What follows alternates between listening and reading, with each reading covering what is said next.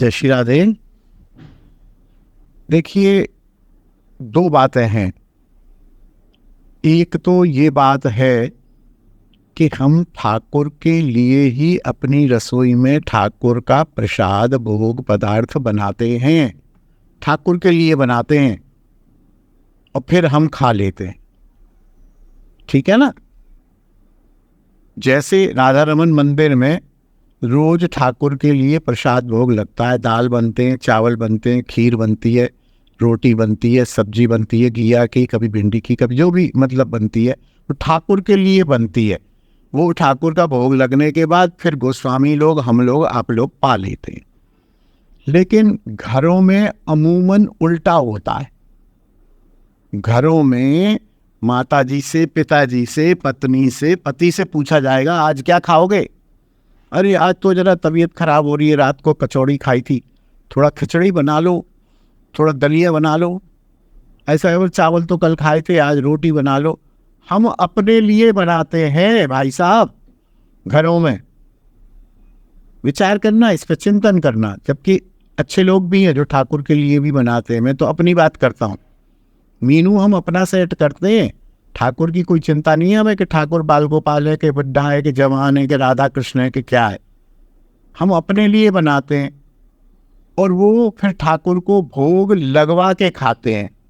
ठाकुर के लिए नहीं बना वो, याद रखना। सोचो, इसको चिंतन करो, बैठ के आंख बंद करके 15 मिनट सोचना।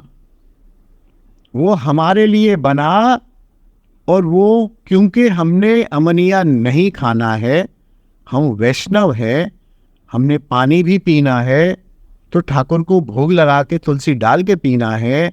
हमने नमकीन भी खानी है तो ठाकुर को भोग लगा के तुलसी डाल के खानी है। नहीं भी लगाए तो नमकीन आई, उसको डिब्बे में भरा, पूरा डिब्बा भोग लगा के तुलसी डाल के रख दिया, प्रसादी हो गई, अब खाते रहो।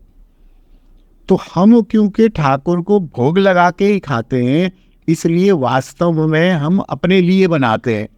तो जब बनाते ही अपने लिए हैं तो लड्डू गोपाल और युगल सरकार की तो राधे श्याम हो गई। वो तो केवल भोग लगाने के लिए, उसे झूठा करने के लिए हमने बैठा रखा है।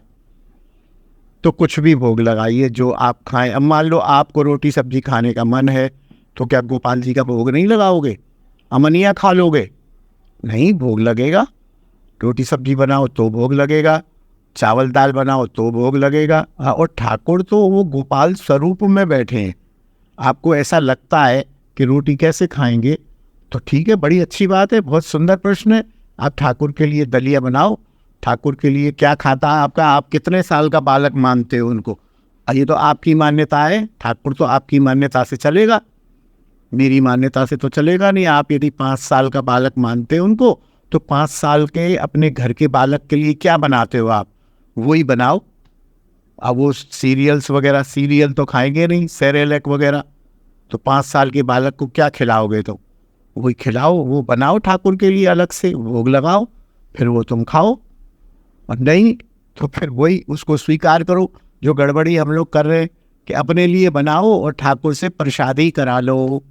अब ये तो ऐसे तो ठाकुर द्वारकाधीश को तो 56 भोग लगते हैं। भगवान कृष्ण को भी रोज प्रतिदिन यशोदा मैया और रोहिणी मैया जाने क्या क्या खिलाती हैं। आप क्या खिला पाओगे? हम लोगों की क्या औकात है कि हम ठाकुर को खिला पाए? सत्य तो यही है कि हम अपने लिए बनाते हैं और ठाकुर से कहते हैं, ठाकुर लो ये भोग लगा दो, आप इस पर दृष्टि डाल दो और इसको प्रसादी कर लो, जिससे हम आपका प्रसादी खा लें। इस बात को मान लोगे तो ये प्रश्न खत्म हो जाएगा। लेकिन फिर भी है तो फिर अपने आप सोचो। ठाकुर को तो माखन मिश्री बहुत अच्छा लगता है। गोपाल जी को रोज माखन मिश्री का भोग लगाओ, छाछ लगाओ, खुरचन लगाओ, लड्डू लगाओ, पेड़े लगाओ, रबड़ी लगाओ, सारी इकोनॉमी बिगड़ जाएगी। और फिर उसको खाएगा कौन? आजकल शुगर के ज़माने में बांटोगे, क्या करोगे?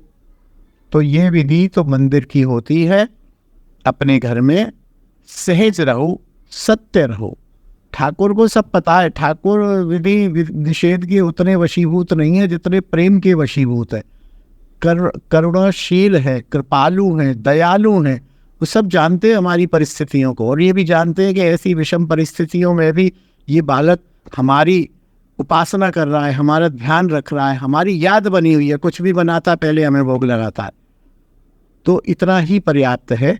आप मेरी भाव को समझ गए होंगे और आपको जवाब मिल गया होगा। जय श्री राधे, जय निताई। बोल हरि बोल।